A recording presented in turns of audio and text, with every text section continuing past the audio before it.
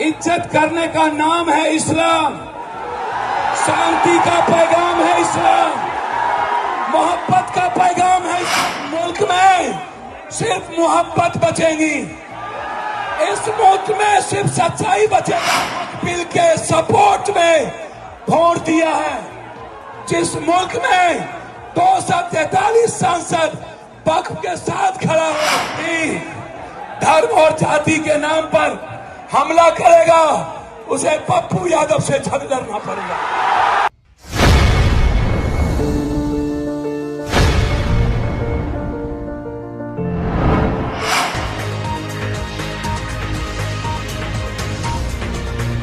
इज्जत करने का नाम है इस्लाम, शांति का पैगाम है इस्लाम, मोहब्बत का पैगाम है इस्लाम, कुर्बानी का नाम है इस्लाम, इंसानियत को जिंदा करने का नाम है इस्लाम। ये नहीं पता चलेगा इन्हें, इन्होंने नहीं पढ़ा धर्म की किताबें, इन्होंने नहीं पढ़ी रामायण, इन्होंने नहीं पढ़ी गीता, इन्होंने नहीं पढ़ी कुरान, इन्होंने नहीं पढ़ा बाइबल। ये सिर्फ एक चश्मे से इन्होंने संविधान को नहीं पढ़ा, ये संविधान को नहीं मानते, ये मुसलमान के विरोधी नहीं है, ये मुसलमान के आड़ में सनातन की संस्कृति को मिटाना चाहते हैं। ये मुसलमान के नाम में दलित आदिवासी के अधिकार को छीनना चाहते हैं। कहीं पे निगाहें, कहीं पे निशाना, ये मुसलमान का कुछ नहीं बिगाड़ सकते। जिसका इतिहास हजरत हुसैन का हो, उन्हें नहीं पता कुर्बानी का इतिहास बहुत बड़ी ताकत है। याद रखना, वो लोग जो लोग नहीं जानते, ये हिंदू राष्ट्र की बात नहीं है। पूरी दुनिया सिर्फ संविधान को मानते हैं। भैया थोड़ा सा शांत, ये जमात कुछ नहीं है यहाँ आगे, इससे 3 गुना पूरे पटना फटा हुआ है। मोदी जी, मेरा भी आप क्या, जब हिटलर नहीं रहे तो आप कैसे रहोगे?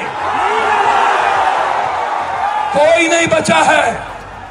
इस मुल्क में सिर्फ मोहब्बत बचेगी, इस मुल्क में सिर्फ सच्चाई बचेगा। और जिसके हाथ में भारत का झंडा और एक हाथ में गीता कुरान होगा और एक हाथ में संविधान होगा, वही इस मुल्क को चलाएगा। आप मत सोचिए, आप तो मरने वाले कौम हैं।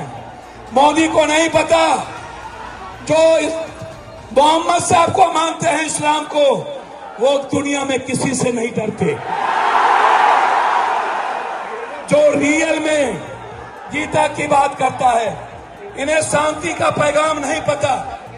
अरे मोदी जी, ताकत उस हाथ में है। जब प्रियंका गांधी ने फिलिस्तीन के सवाल पर झोला लगा करके हिंदुस्तान के उस पार्लियामेंट जाता है और कहता है सेव इंसानियत, सेव ह्यूमनिज्म, सेव ह्यूमनिटी, उसमें ताकत है। आवाज देते हैं वो लोग, जो लोग डरते हैं विचारों का नाम लेने से, जो लोग डर जाते हैं सियासत के कुर्सी के कारण, वो मुसलमान से और इस्लाम से मोहब्बत नहीं कर सकता। भैया आप बिल्कुल मत घबराइए। 243 सांसद वक्फ बिल के सपोर्ट में वोट दिया है। जिस मुल्क में 243 सांसद वक्फ के साथ खड़ा हो, उस वक्फ बिल को कोई इस धरती पर जितनी ताकत लगा लेना हो लो लगा लो।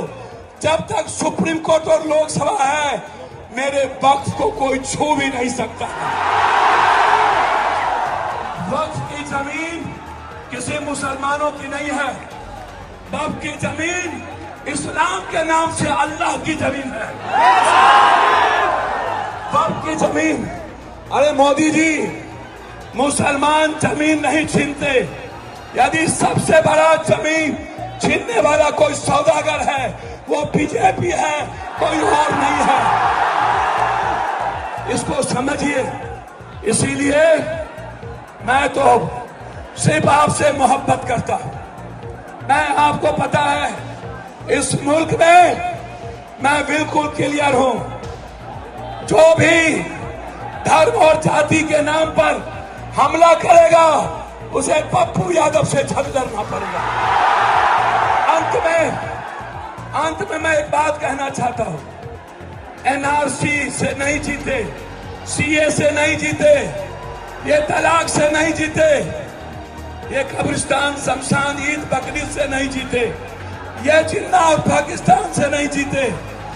अब ये चुनाव आयोग के द्वारा 4,70,00,000 वोटरों के, गरीबों के वोट को छीनकर ये बिहार में चुनाव लड़ना चाहते हैं।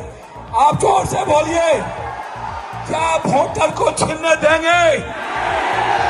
चुनाव आयोग के खिलाफ जंग लड़ेंगे ना? ये प्रॉक्सी फायर किया है, मेरे पीठ पर खंजर भोंका है, और 1 महीने के अंदर इस मुल्क का जो 4 करोड़ बिहारी बाहर है, 4,70,00,000, 8 करोड़ में 4,70,00,000 को बेघर करना चाहता है। क्या हम जाने देंगे? इन्हीं शब्दों के साथ मैं आपको कह देता हूं, जब जब संविधान पर हमले होंगे, जब जब किसी शांति और मानवता के लिए जीने वाला इस्लाम हो या सिख, सनातन पर हमला होगा, और ये पाखंडी बाबा से लेकर नरेंद्र मोदी जी, आप कितना हमला कर लो,